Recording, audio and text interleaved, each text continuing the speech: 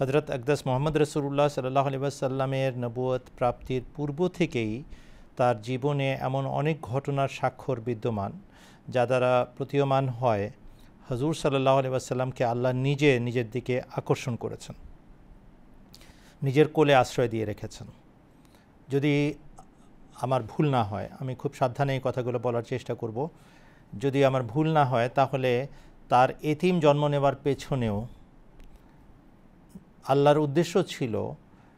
যে একমাত্র আমার উপর ভরসা করে তুমি জীবন কাটাবে, আর আমি তোমার জীবনের উৎস হয়ে প্রথম থেকে ধরা দিব,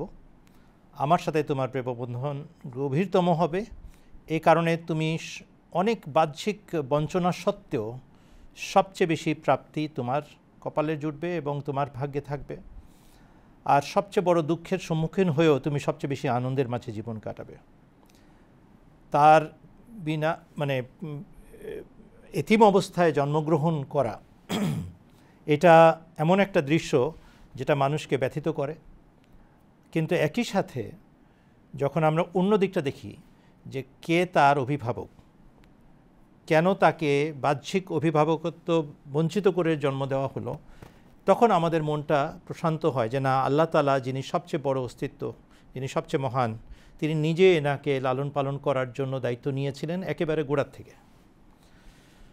সে কারণে আমরা দেখতে পাই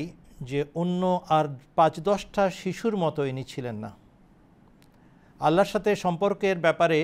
ওনার চেষ্টা প্রচেষ্টার আগের থেকেই আল্লাহ তাআলা নিজে তার কাছে এসেছেন এবং ধরা দিয়েছেন, বারবার এটা প্রতীয়মান হয়।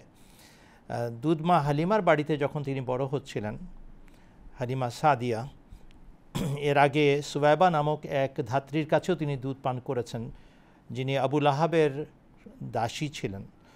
আর সেই একই সুবাইবা ধাত্রীর কাছে তার চাচা অর্থাৎ হযরত রাসূল আকরাম সাল্লাল্লাহু আলাইহি ওয়াসাল্লামের সমবয়সী চাচা হযরত হামজাও দুধ পান করেছেন। কিন্তু দ্বিতীয় ধাত্রী মা অর্থাৎ দুধ মা, তিনি হচ্ছেন হযরত হালিমা সাদিয়া। তার বাড়িতে যখন তিনি বড় হচ্ছেন মরুপ্রান্তরে, তখনকার দৃশ্য আমাদের জানা আছে, ইতিহাসে সংরক্ষিত আছে, যে বাচ্চারা একসাথে খেলছে, এমন সময় তারা দেখতে পেল হুজুর সাল্লাল্লাহু আলাইহি ওয়াসাল্লামকে এসে দুইজন সুপুরুষ এবং ধবধবে শুভ্র পোশাকে আবৃত পুরুষ এসে